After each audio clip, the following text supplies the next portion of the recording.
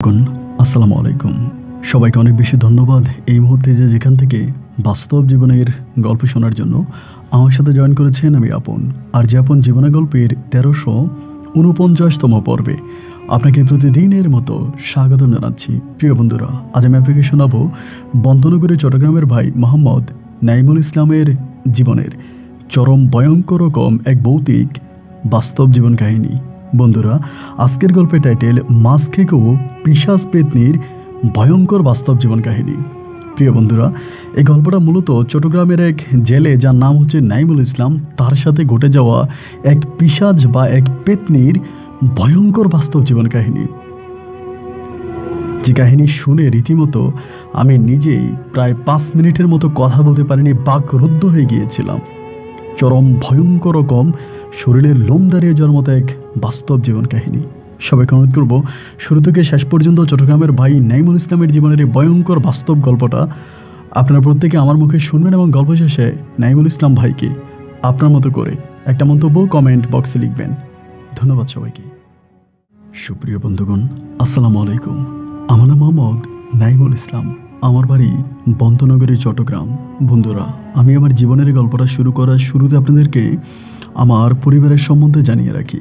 আমার পরিবারে আমি আছি, আমার বাবা আছে, মা আছে, রয়েছে আমার দাদা দাদি সহ আমার বড় একটা ভাই আর বড় একটা বোন।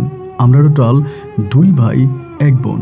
আমাদের পরিবারটা চট্টগ্রাম শহর থেকে অনেক দূরে, চট্টগ্রাম শহরের অদূরে পতেঙ্গা সাগর ঘেঁষে কোনো এক ছোট্ট অজপাড়া গায়ের এক নিম্ন মধ্যবিত্ত পরিবার। আমার বাবা পেশে একজন জেলে। আমি খুব ছোটোবেলা থেকে দেখে আসছি সাগরে মাছ ধরে খুব কষ্ট করে আমার বাবা টাকা ইনকাম করতো, আর তা দিয়ে আমাদের পরিবারটা অনেক দুঃখে কষ্টে কাটতো। শৈশবে অনেক অভাব অনটনে আমার দিনগুলো কাটতে থাকে। ছোটোবেলায় আমি পড়াশোনা করার তেমন কোনো সুযোগ সুবিধা পাইনি, তাই কোনো রকম নিজের নামটা হাতে কলমে লিখতে পেরেছি, এতেই আমার শিক্ষা জীবনের সমাপ্তি ঘটে। বাবার সাথে ছোটোবেলা থেকে আমি জেলের কাজ করতে থাকি। আমার বাবা যখন নীল দরিয়ায় মাছ ধরতে চাইতো, আমিও আমার বাবার সাথে মাছ ধরতাম। এরকম করে আমার শৈশবের দিনগুলো আস্তে আস্তে করে বাড়তে থাকে। এমন করতে করতে একটা পর্যায়ে আমার বড় ভাই, যিনি আমার বড় ভাই ছিল, তিনি একটা ট্রাকের হেল্পারের কাজে লেগে যায়। আমার বড় ভাইয়া মাছ ধরতে পারতো না, সাগরে যেতে পারতো না। আমার ভাইয়ার শ্বাসে সমস্যা ছিল, মানে নিঃশ্বাস নিতে পারতো না। সাগরের বাতাসটা আমার ভাইয়া সহ্য করতে পারতো না, যার জন্য ছোট বয়সে আমার ভাইয়া তখন আমার আব্বার সাথে মাছ না ধরে ট্রাকের হেল্পারের কাজে লেগে যায়। ভাইয়া ট্রাকের হেল্পারি করতো, আব্বা আর আমি একসাথে সাগরে মাছ ধরতাম। এছাড়া আমার বড় যে বোনটা আছে, ওই বোনটারও বিয়ে হয়ে যায়। পরিবারে তখন থাকে আমার বাবা, মা, আমি আর আমার দাদা দাদি। মাঝে মাঝে আমার বড় বোন আমাদের বাড়িতে বেড়াতে আসতো। এমন করে আমি আস্তে আস্তে করে বেড়ে উঠতে থাকি। একটা পর্যায়ে আমার বাবা যে ট্রলার দিয়ে মাছ ধরতো, মানে যাদের সাথে মাছ ধরতো, সেখানে একটা ঝামেলা হয়, একটা বড় ধরনের ঝামেলা হয়। এবং ওই বড় ধরনের ঝামেলা হওয়ার পরে আমার আব্বা মাছ ধরা বন্ধ করে দেয়। আব্বা ওই সময় আর মাছ ধরে না, মাছ ধরা বন্ধ করে দেয়। এবং মাছ ধরা বন্ধ করে দিয়ে পরে আমার বাবা তখন আমাকে বলে, তুই তোর বড় ভাইয়ের সাথে ট্রাকে ঢুকে যা, তোর বড় ভাইয়ের সাথে ট্রাকে ঢুকে যা, তোর বড় ভাই যে ট্রাক চালায় ওখানে গিয়ে তুইও ট্রাকের ড্রাইভার হয়ে যা। তো মাছ ধরার প্রতি না আমার এক অন্যরকম নেশা ছিল। আমি মাছ ধরতে অনেক পছন্দ করতাম এবং রাত জেগে সাগরে মাছ ধরার মজাটাই আমার কাছে খুব আলাদা ছিল। ভাইয়া যখন হঠাৎ করে আমাকে বলল, মানে বাবা যখন হঠাৎ করে আমাকে বলল বাবা আর মাছ ধরবে না, মাছ ধরার কাজ ছেড়ে দিবে, আমার না তখন ভিতরটা ফেটে যাচ্ছিল। ইচ্ছার বিরুদ্ধে আমি তখন আমার ভাইয়ের সাথে ট্রাকের হেল্পারি করতে শুরু করি। কিন্তু বিশ্বাস করেন, ট্রাকের হেল্পারি করতে না কোনোভাবেই আমার মন চাইতো না। একটু একটু করে আমি একটা পর্যায়ে ড্রাইভার পর্যন্ত হয়ে যাই, আমি ট্রাক পর্যন্ত চালাতে পারি। এরপরেও আমার এটা ভালো লাগতো না। এরকম করতে করতে চট্টগ্রামের একটা জেলের সাথে আমার সম্পর্ক হয়। মানে অনেকগুলো লোক আছে যারা দরিয়ায় মাছ ধরে, মানে নদীতে মাছ ধরে, ওই রকম লোকগুলোর সাথে তখন আমার একটা সম্পর্ক হয়। মানে আমি ওনাদের মাছের টিপ মারতাম, মাছের ভাড়া মারতাম, এবং মাছের ভাড়া মারতে মারতে ওনাদের সাথে আমার সম্পর্ক হয়। সম্পর্ক হওয়ার পরে একটা সময় আমি তাদেরকে বলি, আমি আপনাদের সাথে নদীতে মাছ ধরবো। এটা বললে পরে এরা আমাকে বলে যে, কি বলেন, আপনি তো ট্রাকের ড্রাইভার আর ট্রাক চালিয়ে তো ভালো টাকা ইনকাম করেন, আপনি তাহলে কেন নদীতে মাছ ধরবেন? আমি বললাম যে না, আমার না নদীতে মাছ ধরার নেশা ছিল। আমি ছোটোবেলা থেকে আমার বাবার সাথে সাগরে মাছ ধরেছি, সে একটা নেশা আমার মাঝে আছে, যার জন্য আমার ট্রাক চালাতে ভালো লাগে না। আমার রাত জেগে সাগরের ঢেউয়ের সাথে মাতিয়ে মাতিয়ে মাছ ধরতে আমার ভালো লাগে। আপনারা যদি আপনার সাথে আমাকে নিয়ে যান তাহলে আমি বেজায় খুশি হব। এইটা বলার পরে তা তখন আমাকে বলল যে ঠিক আছে, আপনি যদি আমাদের সাথে নদীতে মাছ ধরেন এতে তো আমাদের জন্যই ভালো, সমস্যা নেই, আপনি যদি যেতে চান তাহলে আমরা আপনাকে নিয়ে যাব। এই প্রথম একদিন তাদের সাথে আমি নদীতে মাছ ধরার জন্য নামলাম। আগে তো আমি সাগরে মাছ ধরতাম, পতঙ্গার সাগরে, এবার আমি নদীতে মাছ ধরি এবং নদীতে মাছ ধরার মজাটা সাগরের থেকেও আমার কাছে একটু ভিন্ন রকম মনে হতো, কারণ নদীর চারপাশে আপনার ঘরবাড়িগুলো দেখা যেত, এই জন্য আমার কাছে বেশি ভালো লাগতো। এরকম করতে করতে আমি যেদিন প্রথম দিন মাছ ধরে আসতেছিলাম ওই দিনের ঘটনাটাই আপনার সাথে শেয়ার করি। প্রথম দিন যেদিন মাছ ধরে আসতেছিলাম, মাছ ধরে আসার পরে হঠাৎ করে সেই আমাদের কাঙ্ক্ষিত ঘাটে যাওয়ার কিছুটা দূরে আমরা দেখতে পেলাম সাগরের আপনার নদীর এক পাশে অনেকগুলো বাতি জ্বলতেছে এবং এই বাতিগুলো জ্বলতে দেখে আমি একটু অবাক হয়ে গেলাম। কি ব্যাপার, এদিকে বাতি জ্বলতেছে কেন? তো আমাদের যিনি প্রধান ছিল ওনার নাম হচ্ছে সেলিম ভাই, যিনি আমাদের সাথে ছিল এবং যিনি আমাদের প্রধান, যার মাধ্যমে আমরা কাজ করি। হঠাৎ করে সেলিম ভাই একটা খাড়ির মধ্যে অনেকগুলো মাছ নিল এবং মাছগুলো ওইদিকে ওই পাড়ের দিকে এরকম করে ছিটিয়ে মারলো। কিছু মাছ পাড়ে পড়লো, আবার কিছু মাছ সাগরে পড়লো, নদীতে পড়লো। তো বিষয়টা দেখে আমি একটু অবাক হয়ে গেলাম, কি ব্যাপার, এখানে এতগুলো মাছ কেন মারলো? আমি বললাম, কি ব্যাপার ভাই, এত কষ্ট করে মাছ ধরলাম আর আপনি প্রায় 10 থেকে 15 কেজি মাছ আপনি এভাবে কিনারায় ফেলে দিলেন, এটা তো বুঝলাম না, এটা কি? উনি আমাকে বলে এটা একটা শ্মশান ঘাট। আমি বললাম, শ্মশান ঘাট? তাহলে শ্মশান ঘাটের মধ্যে আপনি এরকম মাছ ফেলে দিলেন কেন? উনি বলে, এখানে বলা যাবে না, আর একটু সামনে যাও, আর একটু সামনে গেলে পরে বলবো। আমি বললাম আচ্ছা ঠিক আছে। এরকম করতে করতে এই জায়গাটা মোটামুটি পার হয়ে গেলাম। এই জায়গাটা পার হয়ে অনেকটা দূর সামনে চলে গেছি। অনেকটা দূর সামনে যাওয়ার পর আমি বললাম, সেলিম ভাই, ও সেলিম ভাই, বলেন আপনি এরকম মাছগুলো ওখানে ফেলে দিলেন কেন? উনি আমাকে বলে, মাছ যদি ওখানে না ফেলতাম তাহলে একটা মাছও এই শ্মশান ঘাটের পাড় থেকে নিয়ে আসা সম্ভব হতো না। আমি বললাম, এটা আপনি কি বলেন? উনি বলে, ওই শ্মশান ঘাটে একটা পেতনি থাকে যাকে আমরা পিশাচ পেতনি বলি। ওই পিশাচ পেতনি ওই জায়গার মধ্যে থাকে, আর যদি ওরে মাছ দিয়ে না আসি তাহলে কেউই আমরা মাছ ওখান থেকে নিয়ে আসতে পারি না। এটা আজকে কালকে নয়, এটা যুগের পর যুগ হয়ে আসছে। যুগের পর যুগ যত জেলে আছে যারাই মাছ ধরেছে সবাই একইভাবে মাছ ওখানে ফেলে দিয়ে আসতে হয়। কিছু মাছ ওখানে ফেলে দিয়ে আসতে হয়, যদি না আসে তাহলে কিন্তু আর সহজে আমরা মাছ পাই না। ওখানে আমরা মাছ নিয়ে আর ফিরতে পারি না, আমাদের সবগুলো মাছ নিয়ে যায়। আমি ওনার কথা শুনে একটু হাসি দিলাম। আমার বাবার সাথে আমি অনেক দিন পতঙ্গাতে মাছ ধরেছি, কিন্তু এরকম কথা শুনি নাই যে এভাবেই যদি মাছ না দিয়ে না আসি তাহলে নাকি আমরা মাছ নিয়ে কিনারায় ফিরতে পারবো না, ঘাটে আসতে পারবো না। কথাটা আমার কাছে রীতিমতো একটু অবাকই লাগলো। তারপরে আমি ওনাকে বললাম, ভাই আপনি যেটা বলতেছেন এটা কি ঠিক বলতেছেন? উনি আমাকে বলে, হ্যাঁ আমি আলবাত ঠিক বলতেছি। এখানে যদি আমরা মাছ দিয়ে না আসি তাহলে কিন্তু আমরা মাছ নিয়ে কিনারায় যেতে পারবো না। এই ভুল কখনোই করো না। আমি যদি কখনো মরেও যাই, তোমরা যদি মাছ ধরো, যতই মাছ পাও এই ঘাটের মধ্যে কিছু মাছ দিয়ে যায়ও। অন্য কথাগুলো শুনে আমি একটু অবাকই হলাম। যাই হোক, ওই দিন আমরা কিনারায় নিলাম এবং মাছ বিক্রি করলাম। এরকম করে করে আমি একটা সময় ট্রাকের কাজটা সম্পূর্ণভাবে ছেড়ে দিই। সম্পূর্ণভাবে ছেড়ে দিয়ে আমি তখন সবার সাথে এই সাগরে বা নদীতে মাছ ধরতে থাকি। এটাই ছিল আমার একমাত্র কাজ।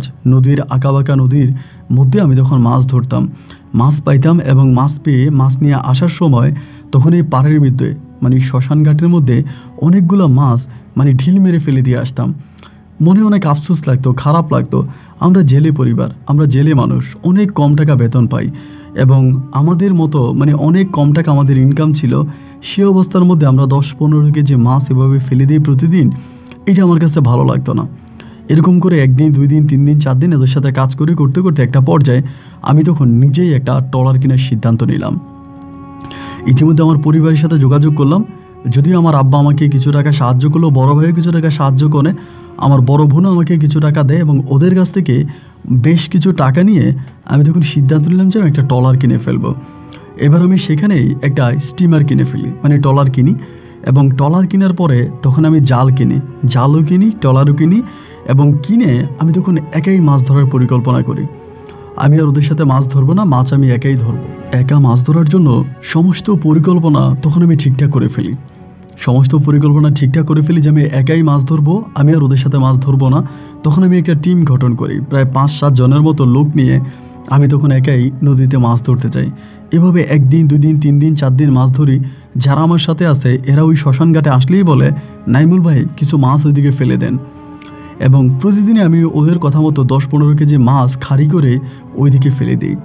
তো খুব আফসোস লাগতো। আর এই শ্মশান ঘাটটাও না একটা ভয়ানক অবস্থা ছিল। যখনই ওই শ্মশান ঘাটের কাছাকাছি আসতাম তখনই মনে হতো যেন শরীরের মধ্যে লবণ কাটা দিচ্ছে। এক ধরনের অকৃত্রিম ভয় মনের ভিতরে কাজ করতো।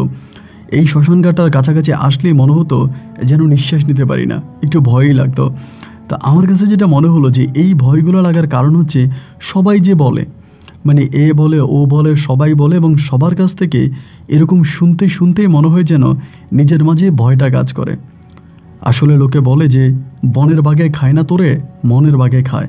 তা আমার কাছে মনে হলো এটা আমার মনেরই একটা ভুল, আর এই মনের ভুলের কারণেই এরকম ভয়ভীতি নিজের কাছে মনে হচ্ছে। এরপরে এরকম করে অনেকগুলা প্রায় আপনার 8 থেকে 9 মাসের মতো কেটে যায়। 8-9 মাস পরে একদিন আমি অনেক মাছ পাই, মোটামুটি ভালোই মাছ পাই। ওই দিন আমি সিদ্ধান্ত নিলাম যে আমি ওখানে মাছ দিব না, ওই পাড়ে আমি মাছ দিব না। এবং যারা আমার সাথে আছে এরা আমার সাথে খুব বকাবাদ্য শুরু করলো যে আরে না ভাই, আপনি মাছ দেওয়াই লাগবে। যদি মাছ আপনি না দেন আপনি ট্রলার নিয়ে কিনারায় ফিরতে পারবেন না, ট্রলার নিয়ে আপনি ঘাটে যাইতে পারবেন না। এই শ্মশান ঘাট থেকে আপনাকে ট্রলার নিয়ে বেরোতে দিবে না, আপনাকে টাইনা এই পিশাচ পেতনি টেনে আপনাকে ট্রলারটা পানির নিচে ঢুকেই ফেলবে। তো ওই দিন আমি বাধ্য হয়ে তখন মাছ দিলাম। তো তারও কিছুদিন পরে আমি আবারও ট্রলার নিয়ে আসতেছি, বাট ওই দিন আমরা বেশি মাছ পাইনি, মোটামুটি কমই পাইছি। কম পাওয়ার পরে আমি তখন সিদ্ধান্ত নিলাম যে আমি আজকে ওই শ্মশান ঘাটে মাছ দিবই না। ওরা আমার সাথে থাকলে থাকবে, না থাকলে নাই, আমি শ্মশান ঘাটে মাছ দিব না। শ্মশান গাছটার কাছাকাছি আসার সময় আমাদের সাথে কাজ করে রুবেল নামের এক ছেলে, ও তখন করলো কি খাড়ি দিয়ে মাছ নিচ্ছিল। আমি বললাম রুবেল থামো, মাছ নিও না। রুবেল আমারে বলে কি বলেন নাইমুল ভাই, মাছ নিব না? সামনেই তো শ্মশান ঘাট, শ্মশান ঘাটে তো কিছু মাছ দিয়ে যেতে হয়, শ্মশান ঘাটে কিছু মাছ দিব না? আপনি কি বলেন মাছ না নেওয়ার জন্য? আমি বললাম হ্যাঁ, মাছ নিও না, শ্মশান ঘাটে আমরা আজকে কোনো মাছ দিব না। রুবেল আমারে বলে ভাই আপনার সাথে আমরা কাজ করি, আপনি ছাড়াও বহু ট্রলারে আমরা কাজ করছি, এবং আমাদের জন্ম এই নদীর পাড়ে, আমাদের জন্ম এই নদীর পাড়ে, আমরা এই নদীর সাথে খেলে দুলে বড় হয়েছি। আমাদের পূর্বপুরুষ যারা এই নদীতে মাছ ধরেছে সবাই মাছ ধরে ফেরার সময় এই শ্মশান ঘাটে মাছ দিয়ে গেছে।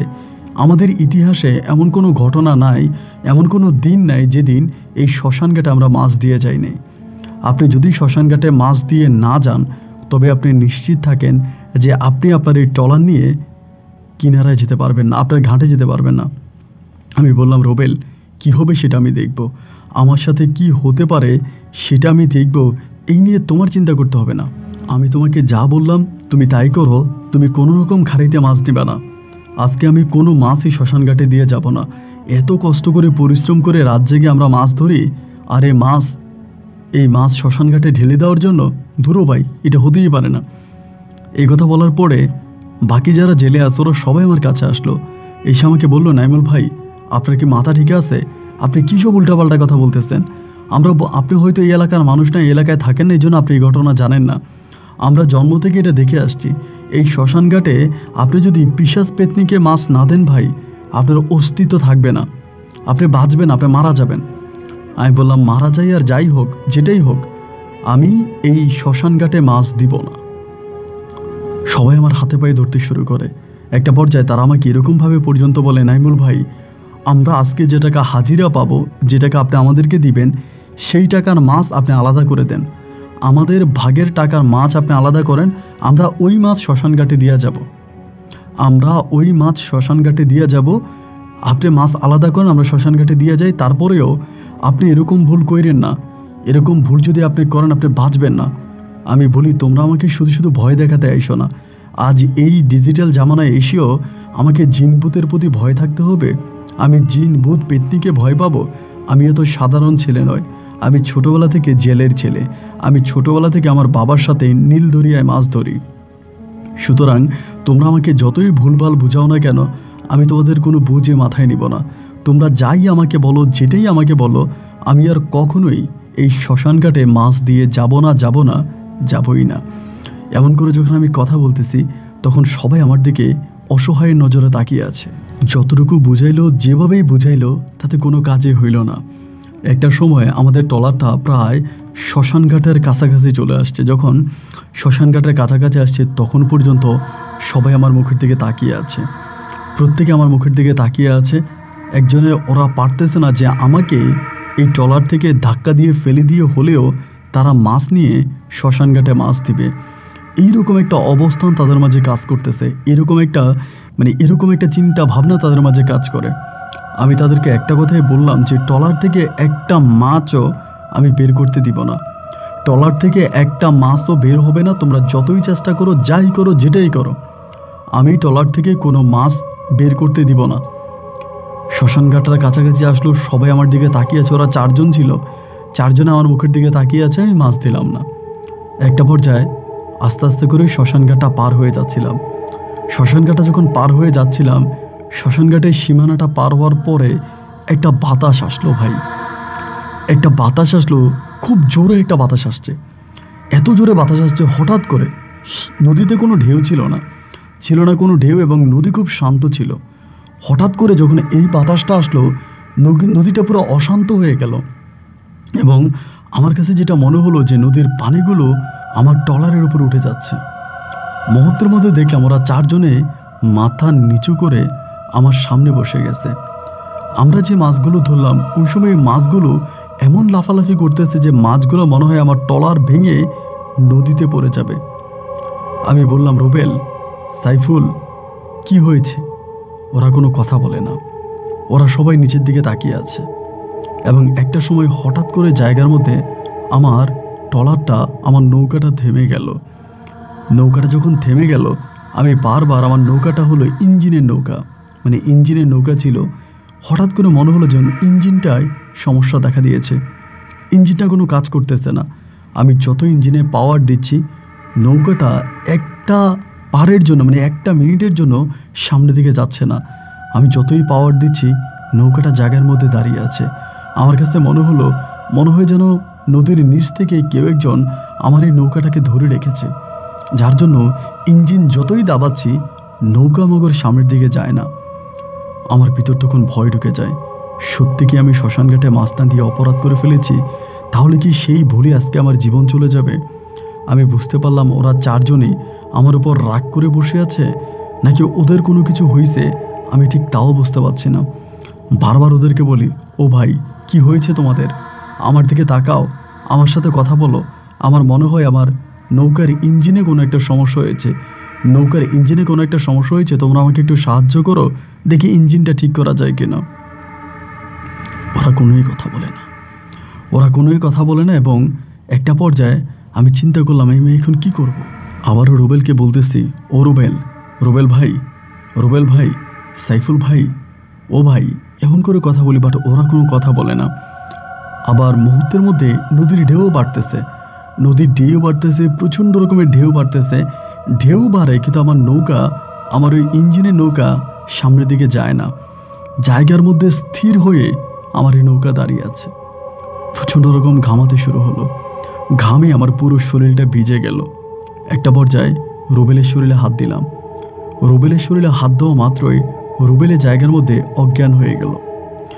শরীরে আপনি দেখবেন যে বিদ্যুৎ চমকালে বা ঠাডা পড়লে মানুষের শরীরটা যেরকম হয়ে থাকে, কেউ একজন টাচ করলে মানুষটা যেভাবে পড়ে যায়, বা কারেন্টে ধরলে কেউ একজন ধরলে মানুষটা যেভাবে পড়ে যায়, এভাবেই রুবেল তখন পড়ে গেল। এবং রুবেল পড়ে যাওয়ার পরে বাকিরা সবাই নিচের দিকে তাকিয়ে আছে, এবং খুবই একটা গম্ভীর একটা ভাব নিয়ে আছে। আমার তখন আর বুঝতে বাকি ছিল না যে আমি সত্যি চরম বিপদে পড়ে গেছি। এই বিপদ থেকে রক্ষা পাওয়ার কোনো পথ বা কোনো রাস্তা আমার কাছে খোলা নেই। আমি জায়গার মধ্যে দোয়া দরুদ পড়তে শুরু করি। আমার কাছে যতটুকু শেখা আছে, আমি যতটুকু জানি, সাগরের মধ্যে বাবার সাথে যখন মাছ ধরতাম, কিছু দোয়া আমার বাবা আমাকে শিখিয়ে দেয়। যদি বিপদে পড়ি সাগরে কোনো রকমের জিন পরির মাঝে, তাহলে যাতে দোয়াগুলো পড়ি। আমি ওখানে বসে বসে তখন দোয়াগুলো পড়তে শুরু করলাম। বারবার দোয়া পড়তেছি, যতই দোয়া পড়ি কোনো কাজই হয় না। আমি দোয়া পড়ি কিন্তু এরপরও আমার ওই ইঞ্জিনের নৌকা একটা বারের জন্য সামনের দিকে হাঁটে না। মনে হয় যেন জায়গার মধ্যে নৌকাটা স্থির হয়ে আছে। একটা পর্যায়ে চোখে পানি চলে আসলো। বাকিদেরকে আর আমি টাচ করি না, বাকিদেরকে ধরিও না, বাকিদের সাথে কথাও বলি না। আমি জানি যাকে ধরবো সেই জ্ঞান হারিয়ে ফেলবে এবং ওদের উপরে ওই পিশাচ জিনের কোনো না কোনো একটা পিশাচ পেতনির কোনো না কোনো একটা আত্মা বসে বর করেছে। হঠাৎ করে পিছনের দিকে তাকিয়ে দেখলাম সাগরের ঢেউটা মনে হয় নদীর ঢেউটা এমনভাবে আসতেছে যে আমার নৌকাটাকে ডুবিয়ে দিবে। আমার আর কোনো বাঁচার উপায় নেই। এবং এরই ভিতরে যে তিনজন ছিল তারা কান্না করতে শুরু করলো। নৌকার মধ্যে বসে বসে তিনজন কান্না করতেছে। একজন তো জ্ঞান হারিয়ে ফেললো, বাকি তিনজন কান্না করতেছে। আমি বারবার বলতেছি, ও ভাই তোমরা কান্না করতেছো কেন? ও ভাই তোমরা কান্না করতেছো কেন? ওরা বসে বসে কান্না করে। আমি যতই চেষ্টা করতেছি নৌকাটাকে সামনের দিকে নিয়ে যাওয়ার জন্য, আমি আর নৌকাটাকে সামনের দিকে নিতে পারি না। এক পর্যায়ে আমি বুঝে গেলাম যে আমি মৃত্যুর ধারপ্রান্তে চলে এসেছি। এবং মৃত্যুর ধারপ্রান্তে চলে এসে ওদের কান্নার শব্দটা এতটাই ভয়ানক ছিল। ওরা যে তিনজনে কান্না করতেছে এত ভয়ানকভাবে কান্না করে যে এই কান্নার শব্দই যে কেউ শুনলেই না জ্ঞান হারিয়ে ফেলবে। কান্নার শব্দটা এরকম ছিল, এত ভয়ানক ছিল। আল্লাহকে ডাকতে ডাকতে গলা তখন শুকিয়ে ফেললাম এবং একটা পর্যায়ে আমি একটা পাড়ের মধ্যে আলো দেখতে পেলাম। নদীর একটা পাড়ের মধ্যে আলো দেখা গেল। আমার কাছে মনে হলো যে ওই পারে কোনো একটা চর আছে। ওই পারে মনে হয় কোনো একটা চরের উদয় হয়েছে, ওখানে মনে হয় কোনো একটা চর আছে। আমি ওই চরের মধ্যে গিয়ে আপাতত নিজেকে নিজে প্রোটেক্ট করব। এই চিন্তা করে আমি তখন এই নৌকা থেকে দিলাম লাফ। নৌকা থেকে লাফ দিয়ে আমি সাঁতরাতে শুরু করলাম। সাঁতরাতে বহু কষ্টে আমি একটা দ্বীপের মধ্যে গিয়ে উঠলাম। একেবারে শুনশান নীরব একটা দ্বীপ। এবং দ্বীপের মধ্যে গিয়ে আমি আল্লাহকে ডাকতে শুরু করলাম, হে আল্লাহ আমাকে রক্ষা করো। দোয়া দরুদ যতটুকু আছে ততটুকু তো পড়তেছি, আল্লাহকে ডাকতেছি আর বারবার বলতেছি বাঁচার উপায় কি সত্যিই পাবো? এখান থেকে কি বাঁচার কোনো উপায় আছে? আমি কি বাঁচবো, নাকি এই জায়গায় আমার মৃত্যু ঘটবে, নাকি এই জায়গায় আমি মারা যাব, আমি মারা পড়ব? চোখের পানি তখন অঝরে বের হচ্ছে, উপরের দিকে তাকিয়ে আছি, আল্লাহকে ডাকতেছি। দেখতে দেখতে অনেকটা সময় পেরিয়ে গেল, কিন্তু কোনো রকমে রাতটা কাটতেছে না। আমি বারবার একটা জিনিসে বলতেছি, রাত কাটে না কেন? রাত কেন কাটে না? রাত কেন শেষ হয় না? রাতটা শেষ হলেই তো সকাল আসবে, আর সকাল আসলে পরেই তো আমি চারপাশে দেখতে পারবো যে আশেপাশে কোনো মানুষ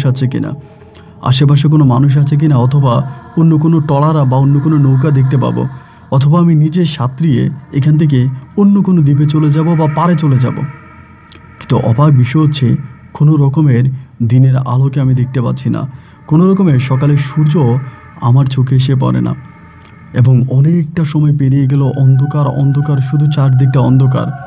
আমি কখনো এই পার পর্যন্ত যাই, পানি, ওই পারে যাই পানি, এদিকে যাই পানি, ওই দিকে যাই পানি, যেদিকে যাই সেদিকেই শুধু পানি। পানির উপরে একটা চর বেশি উঠেছে, আমি ওই চরের উপরেই দাঁড়িয়ে আছি। কত ঘন্টা কেটে গেল, আমার কাছে কোনো ঘড়ি ছিল না, কোনো মোবাইল ফোনও ছিল না। আর আমার গল্পটা আজ থেকে বহু বছর আগে, সে সময় মোবাইলের জামানা ছিল না। হয়তো দু একটা মানুষ আমরা হয়তো ঘড়ি ব্যবহার করতাম সাগরের টাইম নির্ধারণ করার জন্য, সেই ঘড়িও তো আর আমার কাছে নাই। আর আমার ওই নৌকাটা ভাসতে ভাসতে কোন দিকে চলে গেছে তারও কোনো ঠিক নেই। হচ্ছে না সকাল, খিদার জ্বালায় তখন মরে যাচ্ছিলাম। মনে হলো এই বুঝি নিঃশ্বাসটা চলে যাবে, বাঁচার বুঝি আর কোনো উপায় নেই। আমি বুঝি এখনই মারা পড়ব। কান্না করতেছে এবং একটা পর্যায়ে খিদার জ্বালায় এই জায়গার মধ্যে শুয়ে পড়লাম। আমি আর আশেপাশে কাউকেই দেখতে পাচ্ছি না, আশেপাশে কোনো মানুষ নাই, খুবই অন্ধকার। হচ্ছে না সকাল। কত দিন, কত মাস, কত বৎসর মনে হয় কেটে গেছে, আমার কোনো হিসাব নাই। আমি কোনো খাবারও খাই না, কিন্তু শরীর দিনে দিনে দুর্বল হয়ে যাচ্ছে, প্রচণ্ড রকম দুর্বল হয়ে যাচ্ছে। আমার কাছে মনে হলো প্রায় অনেকগুলো দিন কেটে গেছে। এই অবস্থার মধ্যে আমি তখন দ্বীপের মাঝখানের মধ্যে ক্লান্ত শরীর নিয়ে শুয়ে পড়ছিলাম। আমি আর উঠে বসতে পারি না। এই সময়ে হঠাৎ করে আমি এই প্রথম দ্বীপে একটা মানুষের সন্ধান পাই। আমি দেখতে পাই সাদা পোশাক পরিহিত কোনো একটা মেয়ে আমার কাছে আসতেছে। খুবই কষ্ট করে চোখটা একটু একটু করে মেলে মেয়েটার মুখের দিকে তাকালাম। মেয়েটা আমার ঠিক কাছাকাছি আসলো। কাছাকাছি এসে আমাকে বলে, উঠো। আমাকে যখন উঠো বলে সে আমাকে হাতটা দিল, আমি তার হাতে স্পর্শ করলাম। তার হাতে স্পর্শ করা মাত্রই আমার কাছে মনে হলো যে আমার শরীরে আমি এক অন্যরকম শক্তি অনুভব করতেছি। এতক্ষণ পর্যন্ত আমার শরীর অনেক দুর্বল ছিল। আমি কথা বলতে পারতেছিলাম না, উঠে বসতে পারতেছিলাম না, দাঁড়াতে পারতেছিলাম না। কিন্তু যখনই এই মেয়ের হাতে আমি নিজের হাতটা দিলাম, আমার কাছে মনে হলো যেন মুহূর্তের মাঝে আমার শরীরে আমি এক অন্যরকম শক্তি পেলাম। শুধু এইটুকুই আমার মনে আছে যে আমি ওর হাতে হাত রাখার পরে আমার শরীরে আমি অন্যরকম এক শক্তি পেলাম। এরপরের কোনো স্মৃতি আর আমার মনে নাই। এরপরে যেটা ঘটলো, আমি হঠাৎ দেখতে পেলাম যে কিছু লোক আমাকে রাস্তার পাশে আমাকে বারবার জিজ্ঞেস করতেছে, আপনার বাড়ি কই? আমার চোখে মুখে পানির ঝাপটা দিচ্ছে। তখন প্রায় সূর্যটা মাথার উপরে, একেবারে ভোর দুপুর। আমারে বলতেছে, আপনার বাড়ি কই? আমি তখন ওদের মুখের দিকে তাকিয়ে আছি। আমি এতদিন কোথায় ছিলাম? আমি কথা বলতে পারতেছি না। ওরা তখন কেউ আমার জন্য ব্রেড, কলা, বন এবং কিছু কিছু খাবার আমার জন্য নিয়ে আসতেছে। খাবার আমাকে দিচ্ছে আর আমি গপ করে খেয়ে ফেলতেছি। ওরা খাবার আনে, আমি খাই। ওরা তো জানে না যে আমি কত দিনের ক্ষুধার্ত, আমি কতদিন না খেয়ে আছি। আমার শরীরটা একেবারে শুকিয়ে গেছে, চোখগুলো ঘরতে ঢুকে গেছে। ওরা আমাকে বলে, আপনার নাম কি?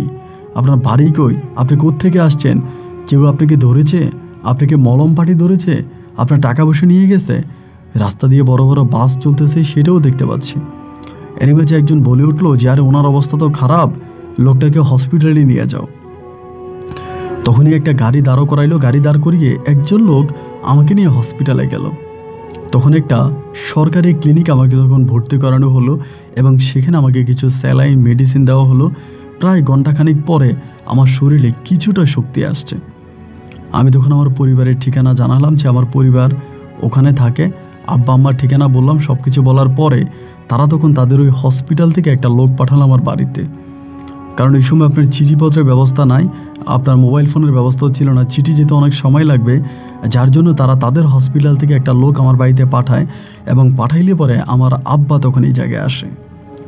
মেডিকেলে আমার আব্বা আসে এবং আমাকে দেখার পরে আব্বা চিৎকার করে কান্না করতে শুরু করে। এই প্রথম আমি জানতে পারি আমি 3 মাস বাড়িতে নাই।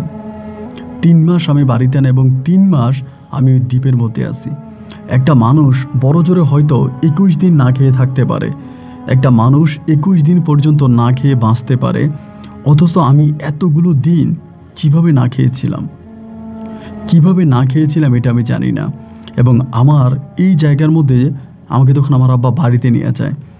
বাড়িতে নিয়ে যাওয়ার পরে আমি যখন আমার বাড়িতে যাওয়ার পরে আমাকে খাবার দেওয়া হয়। কিন্তু আমাকে যখন খাবার দেওয়া, আমার পেটের ভিতর থেকে এক অন্যরকম ঘ্রাণ আসে, পচা গন্ধ, বিশ্রী পচা গন্ধ আমার পেটের ভিতর থেকে আসতেছে। এরকম পচা গন্ধ যেটা আসলে নেওয়া যায় না, নেওয়ার মতো না, এরকম পচা গন্ধ। আমার মা আমাকে খাবার দেয়, আমার বাবা আমারে খাবার দেয়, খাবার খাইলে ভাল লাগবে। আমি কোনো খাবার খাই না। মুহূর্তের মধ্যে আমি বমি করি এবং আমি যখন বমি করি আমার পেট থেকে এরকম পচা পচা জিনিসগুলো বের হয়, যেটা আমি আপনাকে এখন বলতে পারবো না, আমার বলতেও ঘৃণা লাগতেছে। এবং এই জিনিসগুলো বের হওয়ার পরে এবং এগুলোর এত বিশ্রী গন্ধ যে আমার আশেপাশে কোনো মানুষ দাঁড়িয়ে থাকার মতো না। এবং এই অবস্থার মধ্যেই একজন লোককে আমাদের বাড়িতে আসতে দেখা যায়। আমাদের বাড়িতে একজন লোক আসে। আসার পরে আমার আব্বা ওই লোকটাকে বলে, ওই লোকটা একটু হুজুর টাইপের ছিলেন, মাথায় পাগড়ি পরা ছিল, দেখে মনে হলো কোনো দরবেশ অথবা কোনো কবিরাজ। আমার আব্বা বলল, আপনার ডেট অনুযায়ী আমি ছেলেকে পাইছি, কিন্তু এখন তো আমার ছেলের এই অবস্থা। লোকটা তখন পানি পরা দিয়ে বলতেছে, এই পানিটাই ছেলেটাকে খাওয়াই দে। আমার আব্বা তখন আমাকে পানিটা খাওয়াই দিল এবং পানিটা খাওয়ার পরে আমার ভিতরে কিছুটা হলেও শান্তি অনুভব করতেছি। ওই কবিরাজ তখন আমার আব্বাকে বলে, তোর ছেলেকে বিগত দিনগুলোতে পচা মাছ এবং পচা শামুক থেকে শুরু করে সামুদ্রিক পচা এমন সব জিনিস খাইয়েছে যেগুলোর কারণে তোর ছেলের অবস্থা এরকম হয়ে গেছে। একটা কাজ কর, আমি তো যতটুকু পেরেছি আমার মতো আমি চিকিৎসা করেছি, ছেলেটাকে একটা ভালো মেডিকেলে ভর্তি করে ডাক। কিছুদিন যদি মেডিকেলে ভর্তি থাকে তাহলে ছেলেটা কিছু হলেও সুস্থ হতে পারবে।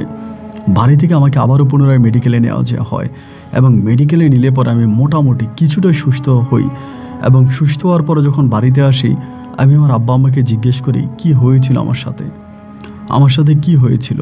আমার আব্বা আম্মা আমাকে বলে তোর সাথে কি হয়েছে তুই বল, আমরা বহুদিন হয়ে গেল তোর কোনো সন্তান পাই নাই এবং তোর সন্তান না পাওয়ার পরে আমরা গিয়েছিলাম তোর খোঁজ খবর নেওয়ার জন্য, যেখানে তুই থাকিস, যে পারে তুই থাকিস, ওখানে আমরা ওই ঘাটে গিয়েছিলাম এবং ঘাটে যাওয়ার পরে জানতে পারি তুই নাকি এরকম ট্রলার থেকে তোর ওই নৌকা থেকে তুই লাফ দিয়ে পড়ে কোথায় নাকি চলে গেছিস, এরকমটা নাকি ওরা বলতেছে। আমি বললাম ওরা তোমার কি তোমার কি সাইফুলের সাথে দেখা হয়েছিল? আমার আব্বা বলে হ্যাঁ, সবার সাথে আমার দেখা হয়েছিল। ওরা সবাই বলল ওরা নাকি তোরে ধরে রাখতে পারে নাই, তুই নাকি ওদেরকে ধাক্কা দিয়ে তুই নাকি নৌকা থেকে জাপ দিয়ে পড়ে সাঁতরিয়ে চলে গেছিস। আমি বললাম কি বললো, সত্যিই তো এরকমটাই বলেছে? আমার আব্বা বলে হ্যাঁ, ওরা এটাই বললো, ওরা কেউই তোরে ধরে রাখতে পারে নাই। ওখানে নাকি একটা শ্মশান ছিল, শ্মশান ঘাট, ওই শ্মশান ঘাটে নাকি ওদের পূর্বপুরুষ থেকে বছরের পর বছর, শতাব্দীর পর শতাব্দী তারা ওখানে মাছ দিয়ে আসতেছে। যত জেলে আছে তারা মাছ দেয় এবং তুই নাকি হঠাৎ করে বললে ওখানে মাছ দিবি না, এবং মাছ না দিবি না বলার পরেই যখনই এই ঘাটটা পার হইলো, শ্মশান ঘাটটা পার হওয়ার পরেই তোরা নাকি ওরা আর ধরে রাখতে পারে নাই, তোরা নাকি ধরতে চাইলে তুই তাদেরকে লাথি দিয়ে ধাক্কা দিয়ে তুই নাকি ওখান থেকে ঝাঁপ দিয়ে পড়ে গেছিস এবং পরে তুই সাঁতরে নাকি কই চলে গেছিস, ওরা তোরা আর খুঁজে পায় নাই। আমি বললাম বাবা, আমি ওদের 4 জনকে আমার সাথে বসে থাকতে দেখেছি, এরা এতটাই গম্ভীর হয়ে আছে, আমার সাথে কোনো কথা বলে না। সাগরে উত্তাপ, নদীতে এমন ঢেউ উঠেছে, একটা পর্যায়ে রোবেল নামের একটা ছেলে আছে, আমাকে ধরলে পরে অজ্ঞান হয়ে গেল এবং বাকি তিনজনকে জিনে ধরলে যেরকমভাবে মানুষ কান্না করে, অদ্ভুত আচরণ করে, বাকি 3 জন ঠিক এরকম অদ্ভুত আচরণ করতে শুরু করলো, কান্নাকাটি করতে শুরু করলো। যার কারণে আমি ভয়ে নদী থেকে ওই নৌকা থেকে লাফ দিয়ে আমি সাঁতরিয়ে একটা দ্বীপে গেলাম, একটা চরে গেলাম এবং ওই চরে আমার সাথে এইটা ঘটেছে। আমার আব্বা বলে ভাগ্যিস ওই কবিরাজ ছিল এবং ওই কবিরাজ থাকার কারণে আমি তোকে খুঁজে পেয়েছি, যদি কবিরাজটা না থাকতো তাহলে হয়তো তোর সন্তান আমি পেতাম না। আমি আব্বাকে বললাম যে ওই কবিরাজ আমাকে কিভাবে খুঁজে বের করেছে, ওই কবিরাজ আমার সন্তান কোথায় পেয়েছে। আমার আব্বা বলে ওই কবিরাজ তোর উপরে পরীকে চালান করে, কোন পরী তোর নামের উপরে চালান করে এবং ওই পরী নাকি তোরে খুঁজে বের করে আনবে। উনি যে ডেট দিল সেই ডেট অনুযায়ী আমাদের কাছে হসপিটাল থেকে খবর আসলো ওই হসপিটালে তুই আসিস। আমি বললাম হ্যাঁ বাবা, আমার সাথে এটাই ঘটেছিল। আমি যখন চরের মধ্যে ছিলাম, একটা সুদর্শন চেহারার একটা মেয়ে আমাকে এসে ধরার পর আমি জ্ঞান হারিয়ে ফেলি। এরপরে যখন জ্ঞান ফিরে আমি দেখি আমি রাস্তার পাশে পড়ে আছি। আমার আব্বা বলে যা হয়েছে যেটাই হয়েছে এই সমস্ত কিছু ভুলে যা, এগুলো কোনো কিছু মাথায় রাখবি না, এবং এগুলোর কিছু মাথা রাখবি না। আমার আব্বা তখন আমার হাতে তাবিজ পরাইয়া দেয়, আমার 2 হাতে তখন তাবিজ এবং তাবিজ পরে আমি তখন ঘরের মধ্যে বসে থাকতাম। সবাই আমাকে জিজ্ঞেস করতো যে নাইমুল কি হয়েছে। আমি আর ভয়ে ওই নদীর পাড়ে যাই নাই, যাদের সাথে মাছ ধরেছি সাইফুল, রোবেল, ওদের কাছে আমি আর যাই নাই, ওদের সাথে আমি আর কোনো কথা বলি নাই। যেহেতু ওই জায়গা থেকে চলে আসছি, আমি আর ওই জায়গায় যাইও নাই, ওদের সাথে কোনো কথাও বলি নাই। কি হয়েছে না হয়েছে আমার সাথে এটা নিয়ে আমি আর কোনো কথা বলতে চাই না বিস্তারিত, কারণ যা ঘটেছে যেটা হয়েছে এইটা রীতিমতো সহ্য করা আমার জন্য, হজম করা আমার জন্য ভীষণ কষ্টকর ছিল। একটা পর যে আব্বা আমাকে বললো একটা কাজ কর, তোর বড় ভাইয়ের সাথে আবারও গিয়ে তুই ইয়াতে ঢুকে যা, তোর বড় ভাইয়ের সাথে আবার গিয়ে তুই ট্রাকে ঢুকে যা, ট্রাক চালা। আমি আমার আব্বারে বললাম যে না আব্বা, আমি ট্রাক চালাবো না, আমি অন্য কাজ করব। আমার আব্বা আমাকে বলে দেখ তুই ট্রাক চালা। আব্বা যে আমাকে অনেক বুঝিয়ে শুনিয়ে আবারও আমার বড় ভাইয়ের সাথে আমাকে ট্রাকের মধ্যে ঢুকিয়ে দিল। তো আমি অনেক দিন ধরে ট্রাক চালাই না, যার জন্য আমার হাত বসে গেছে, আমার ট্রাকের কাইট কুইটগুলো আমি অনেকটা ভুলে গেছি। পরে যখন আমার বড় ভাইয়ের সাথে আমার আব্বা আমাকে আবার দিয়ে দিল, আমি তখন মোটামুটি ভালোভাবে ট্রাক চালাতে পারি এবং ট্রাক চালিয়ে ভালো টাকায় তখন আমার ইনকাম হচ্ছে, আমি আবারও ট্রাক চালাই। এবার আর আমি সাগরের কথা মুখেও আনি না। যে নদীতে আমি যে ভয় পেয়েছি, এরপর থেকে ওই নদীতে নামা, নদীতে মাছ ধরা, আমি নিতান্তই সব কিছু ভুলে গেছি যে না, আমি আর নদীতে নামবো না, নদীতে মাছ ধরবো না, আমি নির্ঘাত মৃত্যুর হাত থেকে ফিরে আসছি। এবং এরপরে আমি তখন আমার ভাইয়ের সাথেই ভাইয়ের কাছ থেকে পাকা ড্রাইভার হয়ে যাই। এরপর আমি নিজে ট্রাক চালাই, একটা ট্রাক চালাই, কোম্পানি ট্রাক চালাই। এমন করে 1 দিন 2 দিন 3 দিন করে সময়গুলো কাটতেছে। তো বেশিরভাগ আমার ট্রিপ ছিল চট্টগ্রাম থেকে আপনার কক্সবাজার। আমি কোনো মাছের ট্রিপও ভাড়া মারতাম না। ধরেন কোনো মাছের ভাড়া পাইছি, আমি মাছের ভাড়া মারতাম না। আমি কোম্পানিতে কাজ করতাম, কোম্পানি ট্রাক চালাইতাম, যেগুলোকে আপনার কন্টেনার বলে। এরকম কন্টেনার নিয়ে কক্সবাজার যাইতাম, কক্সবাজার থেকে চিটগাং আসতাম। এটাই ছিল আমার কাজ। আবার মাঝে মাঝে রাতের বেলায় ভয়ানক স্বপ্ন দেখতাম। স্বপ্নটা ঠিক এরকম দেখতাম যে কেউ একজন আমাকে ধরার জন্য আসে, কিন্তু আমাকে ধরলেই না তার শরীরে আগুন ধরে যায়। কেউ একজন দূর থেকে আমাকে ধরার জন্য আসে এবং আমাকে ধরতে আসলেই না তার শরীরে আগুন ধরে যায়। এই স্বপ্নটা আমি বহুবার দেখেছি এবং এই স্বপ্নের কি ব্যাখ্যা তা আমি নিজেও জানি না। স্বপ্নের কোনো ব্যাখ্যা আমি জানি না এবং এমনভাবেই তখন পড়ে আছি। তো একদিন হলো কি ভাই, রাতের বেলায় আনুমানিক আপনার 1:30 থেকে 2টার মতো বাজে, আমি কক্সবাজার থেকে ফিরে আসতেছিলাম। ওই সময় কোম্পানির কিছু টাকা আমার কাছে ছিল, আর আমি গলার মধ্যে একটা স্বর্ণের চেন পরে থাকতাম। এটা আমার ভাল লাগতো আর কি। অতটা চেনটা মোটা ছিল না, একটু চিকন টাইপের একটা চেন ছিল। এটা শখ করে পড়ি, কারণ আমার একটু স্টাইল করে চলাফেরা করতাম, একটু ভালোভাবে চলাফেরা করতাম, ফ্রেশ থাকতাম, যেহেতু ট্রাকে ট্রাক চালাইতাম, তো এই জন্য একটু ভালো পোশাক আশাক পরে চলাফেরা করতাম, যার জন্য আমি একটা গলার মধ্যে স্বর্ণের চেন পরি। এখন স্বর্ণের চেনটা পরার পরে আবার আমার গলার মধ্যে তাবিজটাও ছিল, হাতে ছিল। হাত থেকে আমার খারাপ লাগতো, আমার হাতটা একটু মোটা ছিলাম, তো আমার ভালো লাগতো না, যার জন্য হাত থেকেই খুলে গলাতে দিয়েছিলাম তাবিজটা। তো যাই হোক, আমি একদিন করলাম কি, কক্সবাজার থেকে ট্রাক নিয়ে ফিরে আসতেছি, হঠাৎ করে আমি তখন ডাকাতের কবলে পড়ি। চকরিয়া পার হওয়ার পরেই ওখানে আমি ডাকাতের কবলে পড়লে পরে ওখানে আমাকে ডাকাত ধরে। তো ট্রাকের সামনে দিয়ে ডাকাত দাঁড়ানোর পর আমি দাঁড়িয়ে যাই এবং তারা তখন ট্রাকে উঠে আমার ডেস্কের মধ্যে টাকাগুলো পায়, টাকাগুলো নিয়ে যায়। আমার গলার মধ্যে স্বর্ণের চেনটা ধরে এবং স্বর্ণের চেনটা যখন ধরে তারা, আমার গলায় যে তাবিজটা ছিল ওই তাবিজটাও টান দিয়ে ছিঁড়ে ফেলে।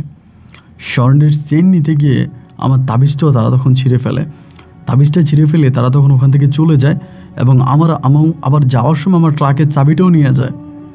আমি যাতে ট্রাক চালিয়ে এখান থেকে যেতে না পারি, কারণ সামনেই থানা ছিল, তা আমি যাতে সরাসরি থানাতে গিয়ে কমপ্লেন না করতে পারি, এই জন্য তারা ট্রাকের চাবিটাও নিয়ে যায়। তো এই রাস্তার মধ্যে তখন আমি একেবারে নিঃস্ব হয়ে যাই, একা হয়ে যাই। আমি তখন করি কি, ট্রাক থেকে নামি। আমার ট্রাকে হেল্পারও ছিল না।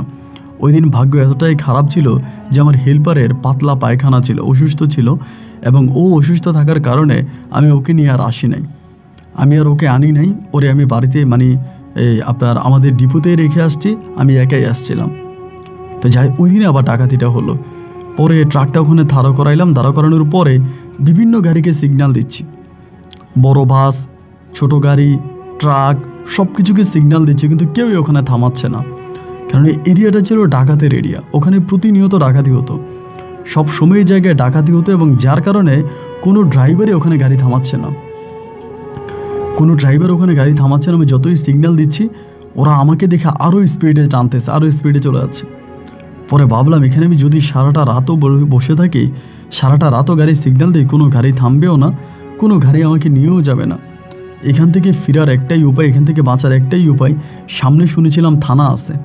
তা আমি একটু করে সামনের দিকে হাঁটি, এবং হাঁটতে হাঁটতে যদি থানা পাই, তাহলে থানার মধ্যে গিয়ে অভিযোগটা করব, এবং থানা থেকে আমি পরে আপনার কিছু একটা নিয়ে এসে আমার গাড়িটাকে টেনে আমি ওই জায়গায় নিয়ে যাব। গাড়ি এখানে পড়ে থাক, যেহেতু সাবি নিয়ে গেছে, আমি তো আর গাড়ি ওখান থেকে নিতে পারবো না। পরে আমার হাতে একটা টর্চ লাইট ছিল, টর্চ লাইটেও খুব বেশি আলো নাই, 3 ব্যাটারি একটা টর্চ লাইট, ওইটা একটু আলো আছে, ওইটা দিয়ে আমি তখন সামনের দিকে হাঁটতে শুরু করলাম। কত দূর হেঁটে গেলাম ভাই, তার কোনো হিসাব নাই, কিন্তু আমি সামনে কোনো থানা খুঁজে পাচ্ছি না, আমি কোনো থানা দেখতেছি না। তবে সেদিন আমার শরীরটা অনেক পাতলা লাগতেছে, অন্যদিন আমার শরীরটা অনেক ভারী লাগতো। আমার কাছে মনে হতো যে আমার মাথার উপরে অনেক বড় একটা বোঝা, যে বোঝা নিয়ে আমি হাঁটতে পারি না। বাট আমার সাথে যেদিন ডাকাতি হয়ে আমার সব কিছু নিয়ে যাওয়ার পরে আমার শরীরটা প্রচণ্ড রকমের হালকা লাগতেছে, আমার চলাফেরাটা অনেকটা ইজি লাগতেছে, সহজ লাগতেছে, আমি ভালোভাবে চলাফেরা করতে পারতেছি। এমন করতে অনেক দূর পর্যন্ত যাই, কিন্তু থানা আর পাই না। থানা না পাওয়ার পরে রাস্তা থেকে মোটামুটি অনেকটা দূরে একটা বাতি দেখতে পাই, মানে একটা মানে আপনার ঘর বাড়ি দেখতে পাই, কিছু মনে হয় যেন ওখানে বাতি জ্বলতেছে, কেউ একজন উঠানের মধ্যে হাঁটতেছে, এরকমটা দেখলাম। দেখার পরে আমি ভাবলাম যে এখানে মনে হয় কোনো মানুষ আছে। শরীরটা প্রচুর ক্লান্ত হয়ে গেছে, আর চলে না। ভাবলাম এই বাড়িতে গিয়ে একটু পানি পান করি, যেহেতু বাড়ির উঠানের মধ্যে কেউ একজন হাঁটতেছে, তাহলে সেখানে গেলে হয়তো আমি একটু পানি পাবো। একটু পানি পান করি শক্তি নিয়ে, এবং তাদেরকে জিজ্ঞেস করি এখান থেকে থানা আর কত দূরে। এরপর আমি হেঁটে হেঁটে থানায় যাব, থানায় গিয়ে অভিযোগটা করে এরপর আমি আমার গাড়িটা নিয়ে যাব। পরে রাস্তা দিকে নেমে আস্তে আস্তে বাড়ির দিকে যাচ্ছিলাম। বাড়ির দিকে যাওয়ার পরে, বাড়ির কাছাকাছি যাওয়ার পর আমি দেখলাম একটা মেয়ে বাড়ির উঠানের মধ্যে বসে আছে, চেয়ারের মধ্যে, একটা কাঠের চেয়ারের মধ্যে একটা মেয়ে বসে আছে। চাঁদের আলো আছে, মোটামুটি চাঁদের আলো পড়তেছে। তাই আমি ভাবতেছিলাম আমি কি যাব, গেলে আবার এই মেয়ে ভয় পাই কিনা। যেহেতু বাড়িটার আশেপাশে কোনো বাড়িঘর নাই, একেবারে শুনশান নীরব একটা বাড়ি, অনেক পুরনো। বাড়িটা ভেঙে গেছে, ঘর বাড়িগুলো ভেঙে গেছে, এরকম একটা বাড়ি একেবারে পুরনো।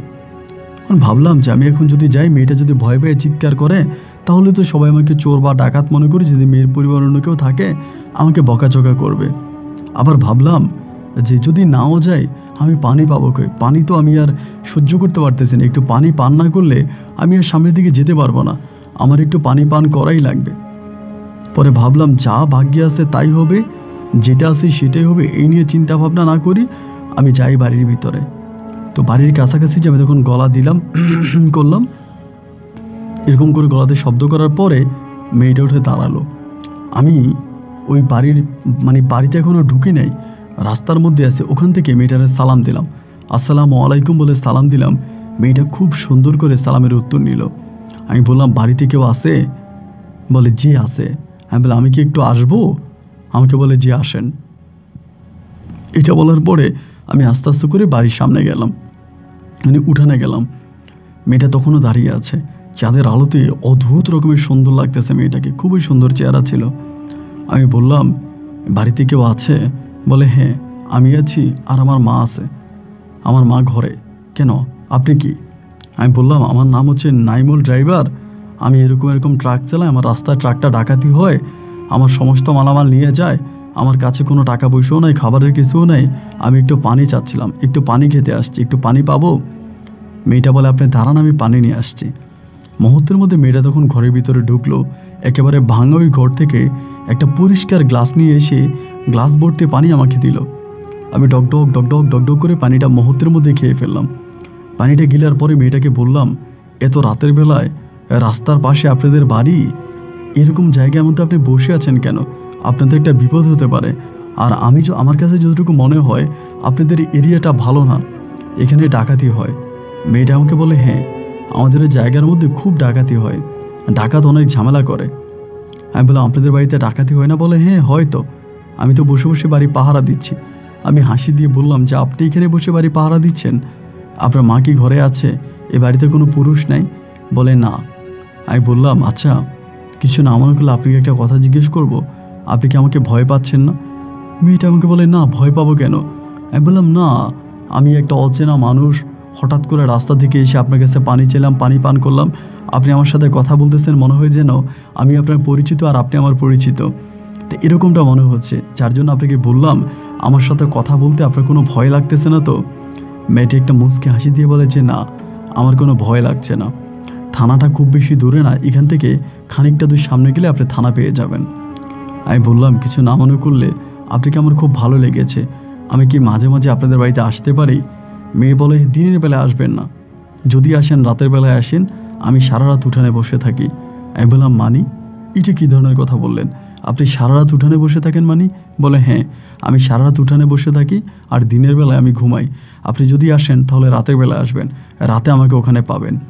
আমার কাছে অবাক লাগতেছে বিষয়টা, যে মেয়েটাকে আমি চিনি না জানি না, একেবারে সম্পূর্ণ অপরিচিত একটা জায়গা, অপরিচিত একটা পরিবার, অপরিচিত একটা মেয়ে আমার সাথে এমন করে কথা বলতেছে যেন মেয়েটা আমার জনম জনমের পরিচিত। আমি বললাম ঠিক আছে তাহলে এখন চলে যাই, আমি যদি ট্রাক নিয়ে কখনো রাতের বেলায় আসি তাহলে আমি কিন্তু আপনার বাড়িতে আসব। বলে ঠিক আছে আসবেন, তবে মনে রাখবেন দিনের বেলায় আসবেন না, কারণ দিনের বেলা আমার মা থাকে, যদি আমার মা দেখে আমার আম্মা রাগ করবে। আমি বললাম রাতের বেলা আপনি এরকম করে বসে থাকেন, আপনার বিপদও হতে পারে, আপনি বাড়ির ভিতরে ঢুকে যান। মেয়েটা বলে না আমার কোনো বিপদ হবে না, আর আমি এখানে থাকলেই আমার পরিবারটা পুরো সেফ, আমার পরিবারটা আমার জন্য নিরাপদ, যার জন্য আমি এখানে বসে আমার পরিবার পাহারা দেই। মেয়েটার কথা যত শুনে আমি ততই অবাক হয়ে গেলাম। এই বয়সী কিশোরী একটা মেয়ে, সে নাকি পরিবারকে সাহায্য করে বা পরিবারকে ও এখানে বসে বসে পাহারা দিচ্ছে। মেয়েটার সাথে কথাবার্তা বলে আমি ওখান থেকে বেরিয়ে আসছি। মেয়েটার কথা চিন্তা করতে করতেই সামনের দিকে হেঁটে যাচ্ছি। খানিকটা তো যাওয়ার পরেই তখন আমি যে আপনার হাইওয়ে যে থানা, ওই থানা পাইলাম। থানার মধ্যে গেলাম।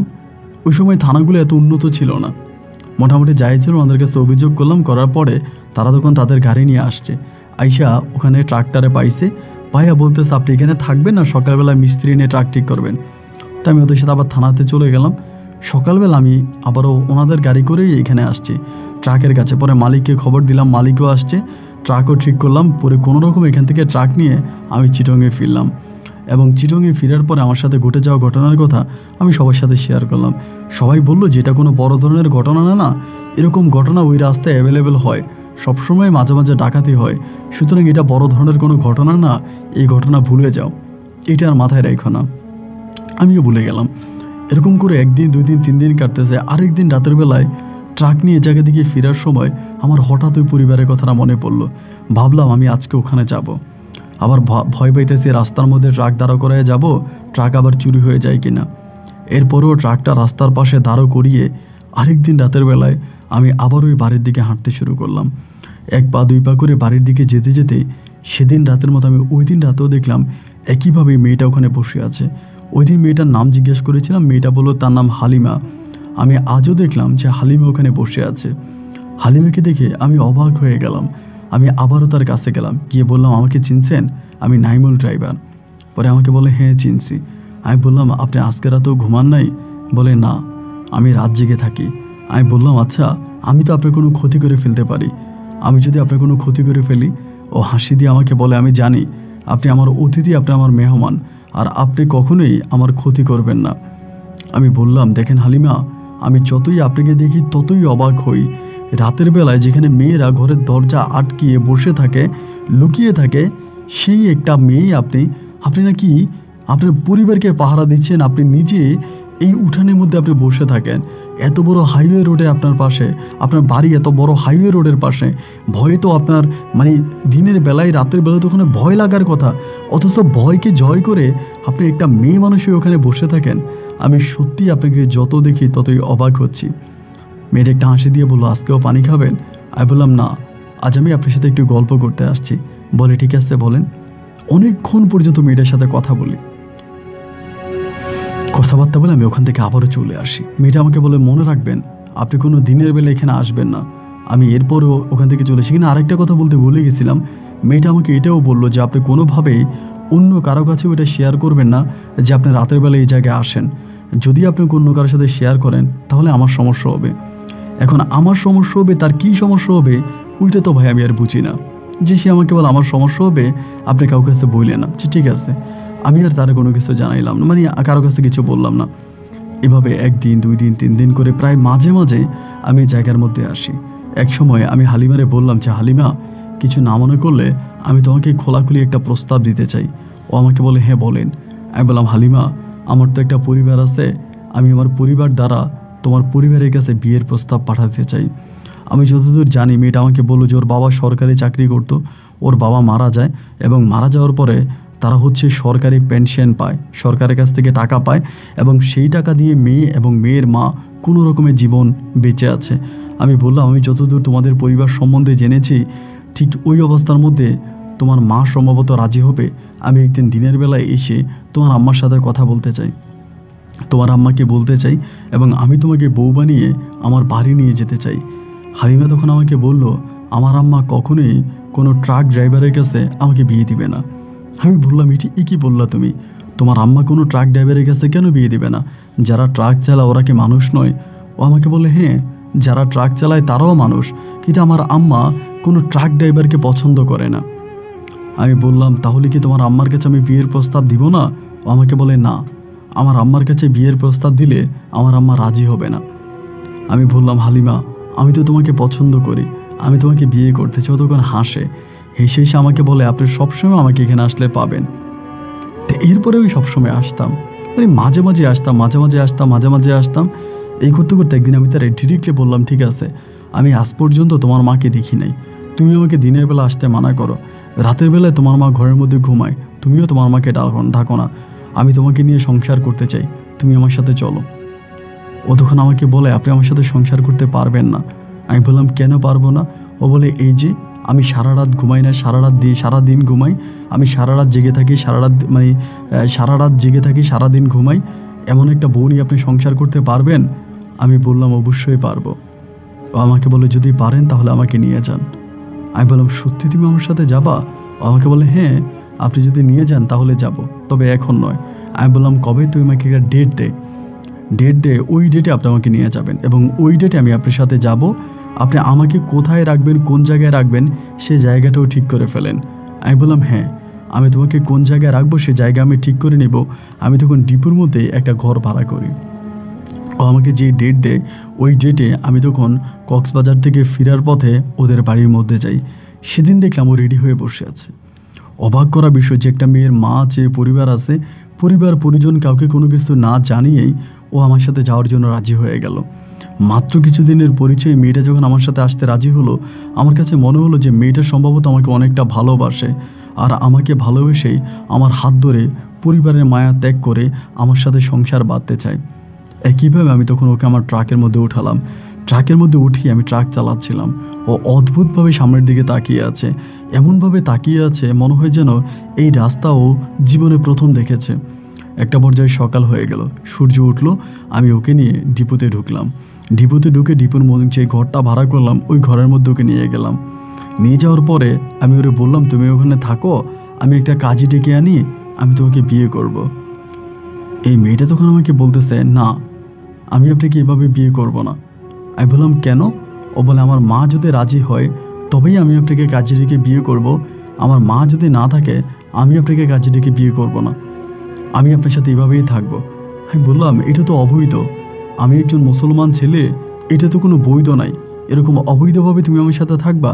ও বলে, যদি আপনি আমার কথায় রাজি না হন তাহলে আমার মায়ের কাছে আমাকে দিয়ে আসেন। আমি বললাম, আচ্ছা ঠিক আছে, তুমি যদি আমার সাথে এইভাবে থাকতে চাও, তোমার যদি কোনো আপত্তি না থাকে তাহলে তো আমার তো কোনো আপত্তি থাকার কথা নাই, আমার কোনো আপত্তি নেই, ঠিক আছে। এরকমভাবে 3 থেকে 4 দিন ওকে নিয়ে আমি এই জায়গার মধ্যে থাকি। থাকার পর আমি আমার পরিবারকে বিষয়টা জানাই, আমার মাকে জানাই। আমার মাকে জানালে পরে আমার মা, আমার ভাবি আর আমার বড় বোন তখন ওকে দেখার জন্য ডিপোতে আসে। এক দেখেই তারা ওকে পছন্দ করে ফেলে, মানে হালিমাকে পছন্দ করে ফেলে। খুব সুন্দর চেহারা ছিল, হালিমাকে পছন্দ করে ফেলে। এবং পছন্দ করে ফেলার পরে আমার আম্মা তখন হালিমাকে নিয়ে বাড়িতে যায়। বাড়িতে যাওয়ার পরে হালিমা বারবার আমাকে বলে দিয়েছে, তুমি আমার পরিবারের ঠিকানা কিন্তু তোমার আব্বা আম্মাকে দিও না বা তোমার পরিবারকে দিও না। আমি চাই না যে মায়ের কাছ থেকে আমি পালিয়ে আসছি এই মা কখনো আমার ঠিকানা পাক। আমি ওর সম্বন্ধে আপনাকে কি বলবো, ওর সম্বন্ধে আমি যেটা চিন্তা করি আমি জাস্ট অবাক হয়ে যাই, মানে সমস্ত কিছু। শুধু একটা বিষয় না, প্রত্যেকটা বিষয় আমি খুব অবাক হয়ে গেলাম যে ওর জীবনযাত্রা, চলাফেরা সব কিছুই সম্পূর্ণ আলাদা ছিল। তো আমাদের বাড়ির মধ্যে থাকতো, 1 দিন 2 দিন 3 দিন 4 দিন এরকম করে থাকতো। বাট থাকতে একটা পর্যায়ে হতো কি, আমার আম্মা ও ঘর থেকে বেরোতো না, তো সারাক্ষণই ঘরের মধ্যে বসে থাকতো। শুধু খাবারের সময় হলে খাবার খেত, এরপর আবার ঘরের মধ্যে বসে থাকতো। এভাবে 1 দিন 2 দিন 3 দিন কাটতেছে। আমরা বাড়িতে গেলেই শুনতাম আমার মা ওকে বকাঝকা করে, আমার মা ওকে গালাগালি করে, ওর সাথে দুর্ব্যবহার করে, খারাপ আচার আচরণ করে। তো মারে আমি যতই বলি যে ওর সাথে এরকমটা করো না, মা আমার কথা শোনে না। কিন্তু ও আবার আমার মাকে কোনো কিছু বলে না, মানে ও আবার আমার আম্মার সাথে ঝগড়া করে না। আম্মু কথা বললে ও নীরবে আমার আম্মুর কথা শোনে। এভাবে কয়েকটা মাস বাড়িতে ছিল। থাকার পরে আমি ওকে সিদ্ধান্ত নিলাম যে ওকে আমি ডিপুতে নিয়ে আসবো, বাড়িতে রাখবো না, ডিপুতে নিয়ে আসবো। যেহেতু আমি ছুটি পাই না, ছুটি আমার খুবই কম, তাই আমি ওই জায়গায় রাখবো। বাড়ির থেকেও আমি আবারও নিয়ে আসলাম ডিপুতে, আমি ডিপুতে রেখে দিলাম।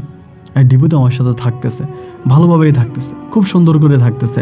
আমি কক্সবাজার যাচ্ছি, কক্সবাজার থেকে আসতেছি, আবার যাচ্ছি, আবার আসতেছি, মানে যখনই যাই আসি আমার জন্য ঠিকমতো রান্নাবান্না করে, খাওয়া দাওয়া করায়, খুব ভালোভাবে আমার সাথে আসে।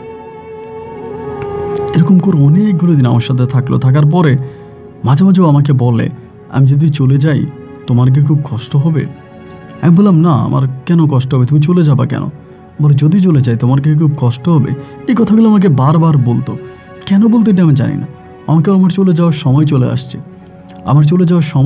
আমাকে বলতাম যে চলো না, তোমার আম্মার সাথে দেখা করি। ও আমাকে বলে না, আমার আম্মার কাছে যাওয়া যাবে না। চলো না তোমার আব্বু তোমার আম্মুর সাথে দেখা করি, তোমার আম্মুকে আমাদের বাসায় আনি, তোমার আম্মুর কাছে নিয়ে চলো আমাকে।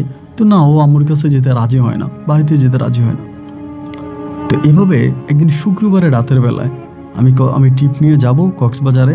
তাই আমি বললাম তুমি কিছু খাবা? ও আমাকে বলে না, আমি কিছু খাবো না। ওই জন্য মনটা অনেক খারাপ ছিল, প্রচণ্ড রকমের মন খারাপ। দেখলে মনে হয় ওর পুরো অনেক মন খারাপ। তো এত মন খারাপ কেন তা তো আর আমি বুঝিয়ে নেই। আমি তখন কক্সবাজারে গেলাম, যাওয়ার পরে একদিন এক রাত ওখানে থাকলাম এবং পরের রাতে আমি আবার কক্সবাজার থেকে ফিরে আসলাম। কক্সবাজার থেকে ফিরে আসার পরে আমি দেখলাম ও বাসায় নাই। বাসায় গিয়ে দেখলাম বাসায় নাই। ওর জামা কাপড় জুতা যা আছে সবই পরে আছে, বাসায় কিন্তু ও নাই।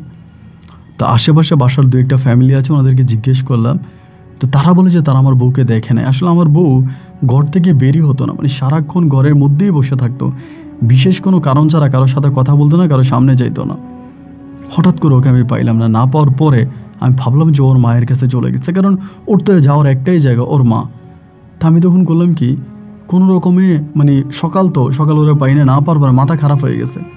ওইখান থেকে আমি তখন একটা গাড়ি ভাড়া করে আমার ট্রাক তো ডিপোতে জমা দিয়ে পরে একটা গাড়ি ভাড়া করে দুপুরের পরে প্রায় 1টার দিকে আমার বাড়িতে আসি। যে বাড়ি থেকে আমি ওকে একবার যে গ্রাম আছে ওই গ্রামের মধ্যে ঢুকে গ্রামের মানুষের সাথে কথা বলি। তাদের মাধ্যমে জানতে পারি হ্যাঁ, হালিমা নামের এক মেয়ে এই বাড়িতে থাকতো এবং মেয়ের মাও থাকতো।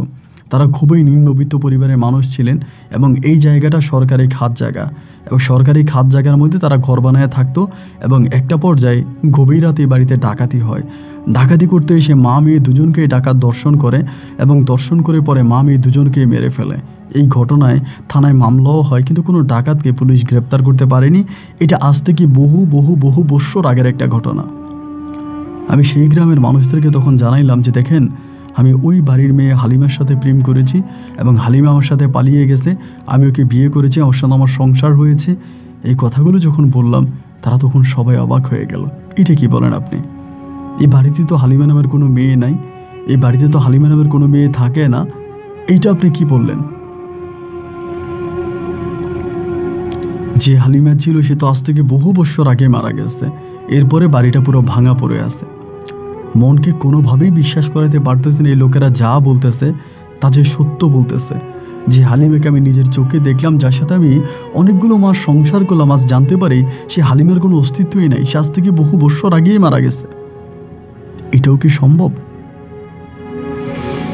যাই হোক, কোনোভাবেই নিজেকে বুঝাইতে পারতেছিলাম না। আমি আমার পরিবারের কাছে গেলাম।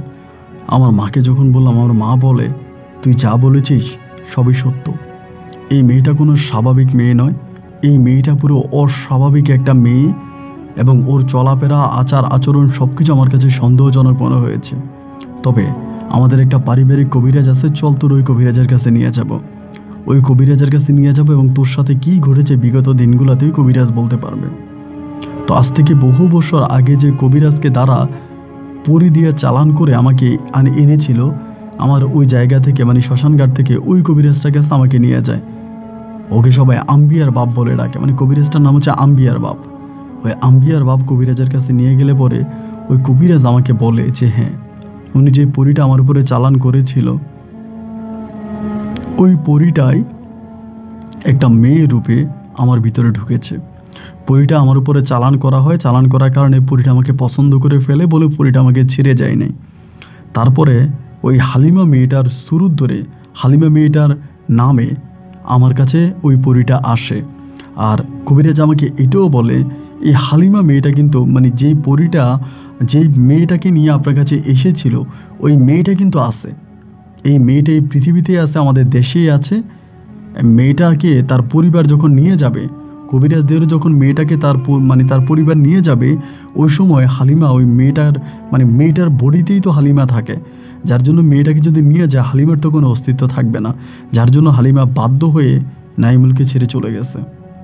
কিন্তু ওই মেয়েটা আছে, যে মেয়েটা নাইমুলের সাথে দীর্ঘ মাস সংসার করেছে, এই মেয়েটা আছে, এই মেয়েটাকে খুঁজে পাওয়া যেতে পারে। আমি কবিরাজকে বললাম মেয়েটা কোথায় আছে? উনি বলে কোথায় আছে এটা আমি জানি না, তবে মেয়েটা আছে। এবার আমি কবিরাজের কাছ থেকে সেই মেয়েটাকে খুঁজতে শুরু করলাম, মেয়েটারে খুঁজতে শুরু করলাম। অনেকের কাছে বলতাম। ওই সময় তো এত ছবি টবি অত ডিজিটাল ছিল না, ফেসবুক, ইন্টারনেট, ইউটিউব এত কিছু ছিল না। আমি ওরে খুঁজতে শুরু করি, জি ও তো আছে, পরিটা না হয়ে চলে গেছে, ও তো আছে, আমি দেখি ওর কোনো সন্ধান পাই কিনা। আমার বাবা মা আমাকে বিয়ে করাতে চাইলো, তারা বিভিন্ন জায়গায় মেয়ে দেখলেন যে ওকে বিয়ে করাবে। আমি আর বিয়ে করলাম না, শুধু ওরেই খুঁজে বেড়াইতেছি। অনেক মাস ধরে সংসার করেছি, ওকে ভালোবাসছি, ও পরিটাই না ওর কাছ থেকে চলে গেছে। ওর শরীরটা তো আছে, ও তো আছে বাংলার বুকে। আমি ওকে যেখানেই পাবো ওখান থেকে আমি ওকে নিয়ে আসবো, ওর সাথে সংসার করব। বহু বৎসর, প্রায় 45 বৎসরের মতো জীবন থেকে কেটে গেল, তা আমি আর হালিমার কোনো সন্ধান পেলাম না। কবিরাজও মরে গেল। ওই কবিরাজ আমাকে বলল, কোন বিভাগ থেকে, কোন ডিস্ট্রিক্ট থেকে এই মেয়েকে নিয়ে আসছে পড়ি তা তো আর আমরা জানি না। সুতরাং এইটাকে বাদ দিয়ে, ওইটাকে বাদ দিয়ে তুমি বিয়ে শাদী কর। কিন্তু আমি আর বিয়ে শাদী করি নাই, শুধু হালিমাকেই খুঁজে বেরিয়েছি। 45 বছর জীবন থেকে কেটেছে, আমি হালিমাকে খুঁজে পাইনি। আজকে আমি অনেক বয়স হয়েছে, মৃত্যুর পথযাত্রী, এখন আর হালিমাকে খুঁজে পেয়েও আমার কোনো লাভ নেই। তবে এক হালিমার জন্য আমি আমার পুরো জীবনটা কাটিয়ে দিয়েছি। বুড়ো বয়সে এসে আপনার গল্পগুলো আমার মন কেড়ে নিয়েছে। তাই আজ বহু বৎসর পরে নিজের চোখের জলে আমার হৃদয়ের কথাগুলো আপনাকে তুলে বললাম। যদি পারেন আপনি আমার গল্পটা রেকর্ড করবেন, আমি আপনার দাদারও বয়সী হব। আপনি আমার জন্য দোয়া করবেন, আল্লাহ আপনাকে ন্যাক হায়াত দান করুক, আর আমিও আপনার জন্য দোয়া করি। ভালো থাকবেন, আসসালামু আলাইকুম।